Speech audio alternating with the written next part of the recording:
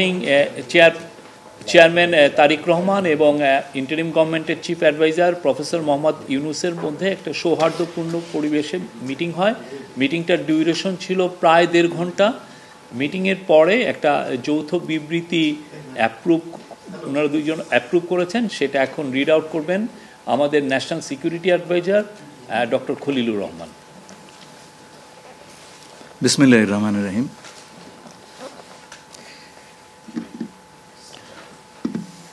মাননীয় প্রধান উপদেষ্টা এবং বিএনপির ভারপ্রাপ্ত চেয়ারম্যান দুজনের অনুমোদিত যৌথ বিবৃতিটি আমি পাঠ করে শোনাচ্ছি। আজ বিএনপির ভারপ্রাপ্ত চেয়ারপারসন জনাব তারেক রহমান লন্ডনে সফররত প্রধান উপদেষ্টা প্রফেসর ডক্টর মোহাম্মদ ইউনুসের সাথে সাক্ষাৎ করেন। অত্যন্ত সৌহার্দ্যমূলক পরিবেশে তাদের বৈঠক অনুষ্ঠিত হয়। জনাব তারেক রহমান প্রধান উপদেষ্টার কাছে আগামী বছরের রমজানের আগে নির্বাচন আয়োজনের প্রস্তাব করেন। দলের চেয়ারপারসন বেগম খালেদা জিয়াও মনে করেন ওই সময় নির্বাচন অনুষ্ঠিত হলে ভালো হয়। প্রধান উপদেষ্টা বলেন যে তিনি আগামী বছর এপ্রিলের প্রথমার্ধের মধ্যে নির্বাচন অনুষ্ঠানের ঘোষণা দিয়েছেন। সকল প্রস্তুতি সম্পন্ন করা গেলে 2026 সালের রমজান শুরু হওয়ার আগের সপ্তাহেও নির্বাচন আয়োজন করা যেতে পারে। সেক্ষেত্রে সেই সময়ের মধ্যে সংস্কার ও বিচারের বিষয়ে পর্যাপ্ত অগ্রগতি অর্জন করা প্রয়োজন হবে। জনাব তারেক রহমান প্রধান উপদেষ্টার এই অবস্থানকে স্বাগত জানান এবং দলের পক্ষ থেকে তাকে ধন্যবাদ জ্ঞাপন করেন। প্রধান উপদেষ্টাও জনাব তারেক রহমানকে ফলপ্রসূ আলোচনার জন্য ধন্যবাদ জানান। আপনাদের সবাইকে ধন্যবাদ। আমরা 7টা কোশ্চেন নিব।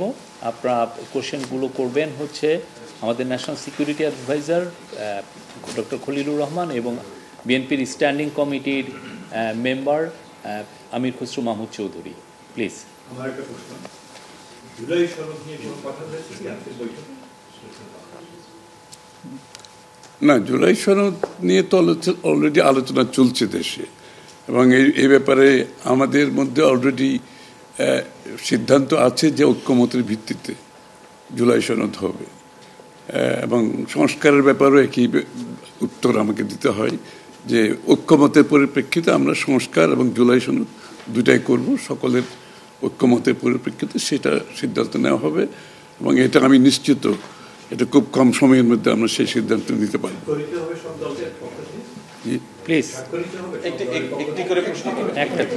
হ্যাঁ, ঐক্যমত যেখানে হবে স্বাভাবিকভাবে ঐক্যমতের পরিপ্রেক্ষিতে যে সিদ্ধান্ত হবে স্বাক্ষরিত তো হবেই, না হওয়ার কোনো কারণ তো নেই। Please please please please please. উনি প্রশ্নটি হচ্ছে যে যেটি বারবার যে কথাটি বলা হচ্ছে যে রুটম্যাপ, নির্বাচনের রুটম্যাপ, নির্বাচনের একটি সঠিক তারিখ নির্ধারণে আসলে সমস্যাটা কোথায়? একটি সঠিক তারিখ সুনির্দিষ্ট তারিখ, এর কোনো সমস্যাই নাই। আমরা কোনো সমস্যা দেখছি না। কেউ দেখলে পারে এটা ভুল দেখছেন। নির্বাচনের সম্পর্কে আজকে যৌথ বিবৃতিতে আমরা বলে দিয়েছি দুপক্ষই, এবং নির্বাচন কমিশন আমরা আশা করব শীঘ্রই একটা তারিখ ঘোষণা করবে।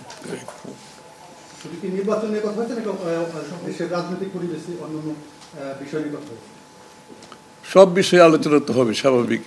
আমরা তো নতুন বাংলাদেশ গড়ার প্রত্যয় নিয়ে সামনের দিকে এগোচ্ছি।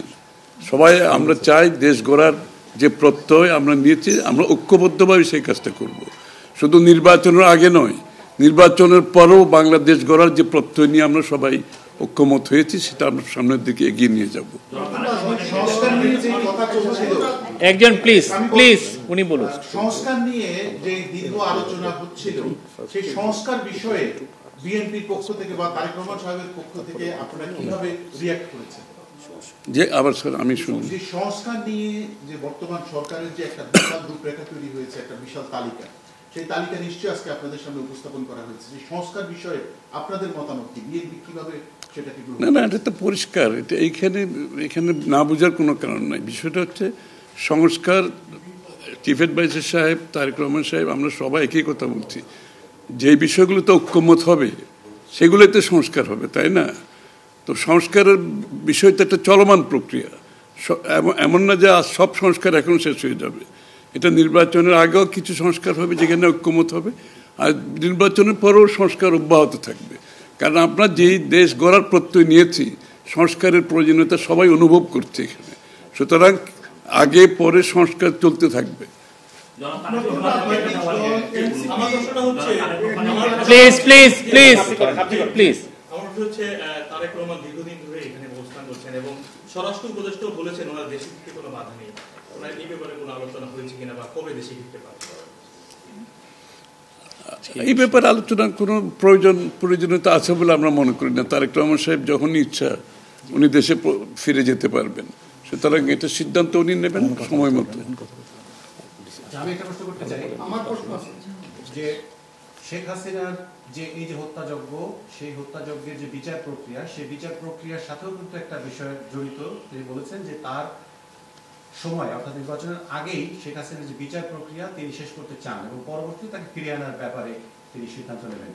এই ব্যাপারে আলোচনা হয়েছে কিনা, এবং যদি সেটা হয়ে থাকে তাহলে সেটাও এই নির্বাচনের রূপরেখার সাথে এটা কোনো প্রভাব ফেলবে কিনা? যৌথ বিবৃতিতে এর উত্তর দেওয়া আছে।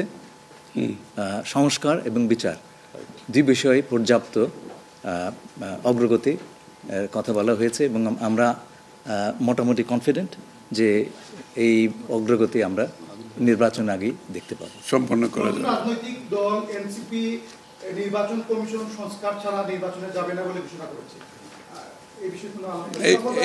এই ব্যাপারে এখানে আলোচনার কোনো সুযোগ আছে বলে আমি মনে করি না। এটা স্যার বলেন কি হয়েছে? সকল দলের সম্মতিক্রমে নির্বাচনটা অনুষ্ঠিত হবে। আমরা সেরকমই চাচ্ছি। নির্বাচন কমিশন এই নির্বাচন কমিশনের অধীনে নতুন রাজনৈতিক দল নির্বাচনে যাবে না বলছে, নিয়ে কোনো আলোচনা হচ্ছে? এটা ওনাদেরকে জিজ্ঞেস করেন। এটা যার প্রত্যেকটি দলের নিজস্ব মতামত আছে, তবে আমরা সকলকে নিয়ে নির্বাচনটা করতে চাচ্ছি। আচ্ছা, তাহলে কি আমরা বলতে পারি যে এপ্রিলে যে ঘোষিত যে নির্বাচনের রূপরেখা, তাহলে সেখান থেকে সরকার কিছুটা সরে আসতে চাচ্ছে বা আসবে? যৌথ ঘোষণায় এই বিষয়টি সুস্পষ্টই বলা আছে। আপনারা শুনেছেন, যদি সকল কাজ সময় মতো আমরা করতে পারি এবং বিচার ও সংস্কারের ব্যাপারে পর্যাপ্ত অগ্রগতি হয়, তাহলে নিশ্চয়ই সেটা করা যেতে পারে। এখানে আমি একটু অ্যাড করি যে ইয়ের সাথে, যে মিটিংটা প্রথমে আমাদের দুই সাইডের ডেলিগেশনের সাথে হয়েছে এবং পরবর্তীতে 1 to 1 ওনারা দুজনে দীর্ঘ সময় আলোচনা করেছেন। আপনারা কি সন্তুষ্ট কিনা?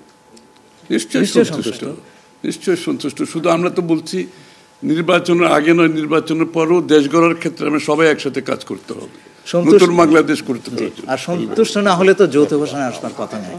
এখন যে বিচার প্রক্রিয়া চলছে বিগত সরকারের বিভিন্ন, আপনি একবার কোশ্চেন করেছেন প্লিজ। না আরেকটা লাস্ট কোশ্চেন নিব, লাস্ট একটা কোশ্চেন নিব। জি, জাতীয় ঐক্যমত্যের সরকার গঠনের বিষয়ে কোনো আলোচনা হয়েছে কি? না, এটা তো নির্বাচন পরবর্তী সিদ্ধান্ত, যারা নির্বাচিত হবে তাদের সিদ্ধান্ত। সুতরাং এখানে তো আলোচনা হওয়ার কিছু নাই। Thank you.